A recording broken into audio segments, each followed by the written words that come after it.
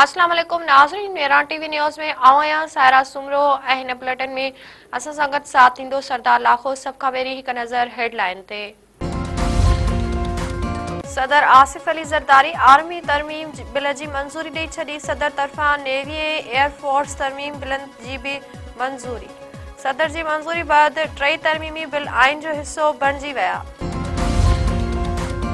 Justice के आगा वफ़ाक़ी आइनी अदालत जे जज तौर हलफ़ खणी वरितो। वफ़ाक़ी आइनी अदालत जे चीफ जस्टिस अमीनुद्दीन जस्टिस के आगा खे उहिदे जो हलफ़ खणायो। आइनी अदालत जे 3 जजनि गुज़िरियल ॾींहुं उहिदे जो हलफ़ खयो हो।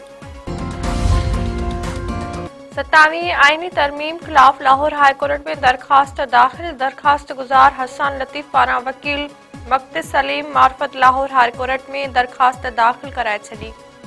दरख़्वास्त में वज़ीर आज़म क़ौमी असम्बली जे स्पीकर ऐं क़ानून वारे वफ़ाक़ी वज़ीर खे दुर बणायो वियो। दरख़्वास्त में मौक़िफ़ अख़्तियार कयो वियो आहे त तरमीम तहत इस्तिस्ना आइन जे ख़िलाफ़ आहे। तरमीम में सुप्रीम कोर्ट जे अख़्तियारनि में घटिताई करण जी कोशिश कई वई आहे। तरमीम सां आइन ढांचो मुतासिर थियो आहे।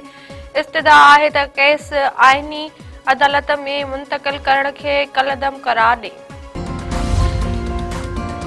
लाहौर हाई कोर्ट जे जज जस्टिस शम्स महमूद मिर्ज़ा इस्तीफ़ा ॾेई छॾी। जस्टिस शम्स महमूद मिर्ज़ा जे इस्तीफ़ा सदर खे उमाणी वई। ज़रियनि जो चवणु आहे त जस्टिस शम्स महमूद ज़ाती सबबनि जे करे इस्तीफ़ा ॾिनी आहे। जस्टिस महमूद मिर्ज़ा हिन वक़्तु सीनाटी लिस्ट में 5 नंबर ते हो।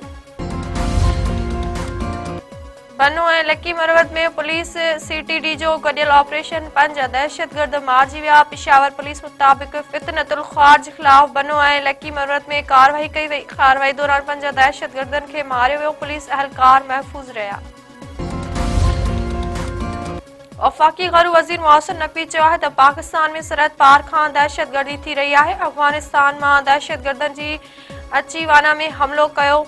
इस्लामाबाद धमाके में भी असांजा मक़ामी माण्हू मुलविस न आहिनि। वाना कैडेट कॉलेज जे दोहरे ऐं क़बाइली अॻवाननि सां मुलाक़ात वक़्तु ॻाल्हाईंदे मोहसिन नक़वी वधीक चयो आहे त दहशतगर्दनि खे इंसान चवणु इंसानियत जी तौहीन आहे। को बि मज़हब ॿारनि खे निशानो बणाइण जी इजाज़त नथो ॾिए। हिननि दहशतगर्दनि जो को बि मज़हब न आहे। अमरीकी सदर पारां सऊदी वली अहद सां ईंदड़ मुलाक़ात जी तस्दीक। ट्रंप चयो आहे त इहा मुलाक़ात सिर्फ़ मुलाक़ात न पर उन खां वधीक हूंदी। सऊदी अरब केतिरा ई जहाज़ ख़रीद करणु थो चाहे। अमरीका दुनिया जा बहितरीन जहाज़ ऐं बहितरीन मीज़ाइल ठाहे थो।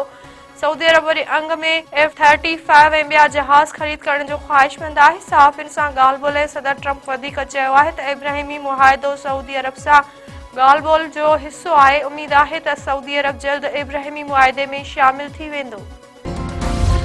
27वीं तरमीम ख़िलाफ़ सिंध में वकीलनि जी अॼु ॿिए ॾींहुं बि हड़ताल। सिंध बार काउंसिल जे सते कराची हैदराबाद सखर ऐं ॿियनि शहरनि में अदालती कार्रवाइनि जो बाइकाट। कैसनि जूं रिथियल ॿुधणियूं न थी सघियूं। साइलिन न्यू तारीख़ूं वठी वापसि। 27वीं तरमीम बाबति लाहिल अमल जोड़ण लाइ वकीलनि जो सखर में कन्वेंशन जारी। वकील अॻवान ऐं बार उहिदेदारनि समेत सॼी सिंध मां सवे वकील शरीक। हैदराबाद में फटाकनि जी फैक्ट्री में ज़ोरदार धमाको, ॿ फौत 4 ज़ख़्मी। पुलिस मुताबिक़ लतीफ़ाबाद 11 नंबर लघारी ॻोठ में क़ाइम फटाकनि जी फैक्ट्री में ज़ोरदार धमाको थियो। धमाके जे नतीजे में फौत थी वियल 2 ॼणनि जा लाश सिविल अस्पताल मुंतक़िल कया विया। धमाके सबबि 4 ॼणा ज़ख़्मी थिया आहिनि। सिंध जे मुख़्तलिफ़ इलाइक़नि में रोड हादसा। मास्तरियाणी समेत 2 ॼणा फौत। रते देरे में ट्रैक्टर जो चिंची खे टक्कर। प्राइमरी मास्तरियाणी फौत थी वई। 28 वरनि जी शुमाइला भुट्टो स्कूल ड्यूटी ते वेंदे हादसे जो शिकार थी। मलीन में तेज़ रफ़्तार डंपर जो मुसाफ़िर वैन रिक्शा खे टक्कर। 1 ॼणो फौत। रज़ाकाबाद वारे इलाइक़े में हादसो।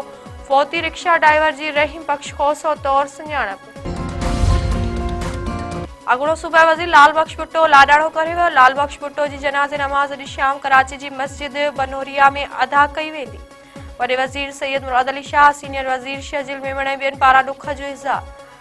सैयद मुराद अली शाह चयो आहे त लाल बख़्श भुट्टो बहितरीन इंसान ऐं पार्टी जो सचो कारकुन हो। संदसि ख़िदमतूं यादि रखियूं वेंदियूं। बान सईदाबाद में कारे कावड़ विगे औरत समेत 5 ॼणा फौत थी विया। ॻोठ नंगर खान विरोही में हेपेटाइटिस वबाई सूरत अख़्तियार करे वई। 1 हफ़्ते दौरान औरत समेत 5 ॼणा ज़िंदगीअ जी जंग हाराए विया। फौतनि में गुलबहार वलद कासिम बिरोही वलद आरब बिरोही नेक मोहम्मद बिरोही याकूब आहे हिकु औरत शामिल ॻोठ में 100 खां वधीक माण्हू मर्ज़ में मुब्तला। सिहत वारनि सहूलियतनि जी खोड़ सबबि इंसानी जानियूं दाह ते लॻल।